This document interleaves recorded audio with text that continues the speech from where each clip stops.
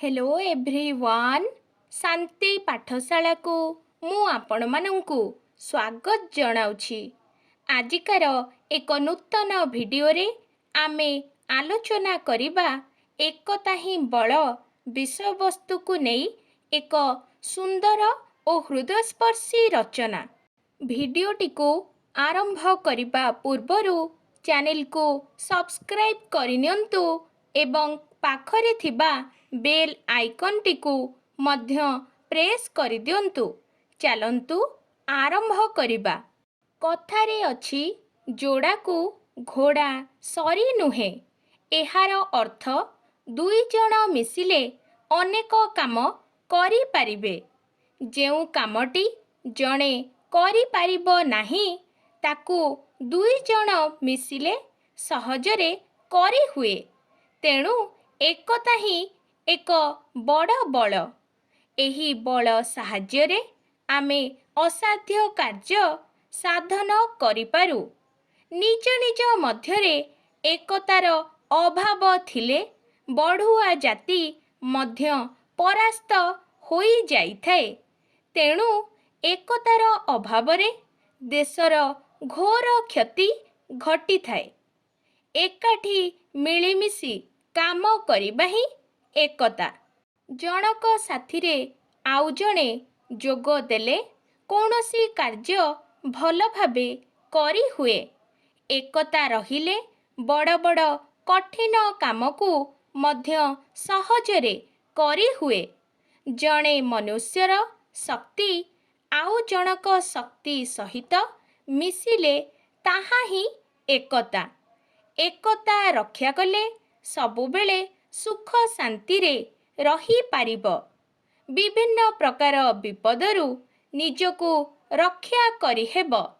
एकता रक्षा संपर्क रे बहुत उदाहरण मध्य रहिछि। जणे वृद्धंकर पुत्र माने सबुबेले कलहरे माति थांती।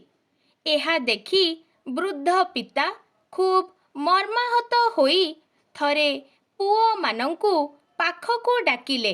समस्तंक हातरे बिड़ाए लेखाए काठ देई ताकू भांगिबाकू कहिले। पितांक कथा सुनी सेमाने काठ बिड़ाटीकू भांगिबाकू चेष्टा कले। तापरे काठ बिड़ाटीकू खोली देई गोटी गोटी करी भांगिबाकू पिता आदेश देले। पुत्र माने सहजरे एथर काठ गुड़िकू भांगी देई पारिले।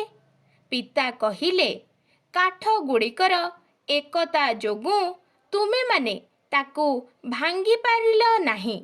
जेमिति काठ गुड़िकर निजर एकता अभाव हेबारु एहाकू तुमे माने भांगी देई पारिल, सेहिपरि तुम भितरे एकता न रहिले तुमे मध्य एही भली खंड काठ परी दुर्बल ओ शक्तिहीन होई पड़िब। पितांक एही कथा सुनी पुत्र माने सेही दिन ठारू एकाठी मिलिमिशि आनंदरे दिन कटाइले।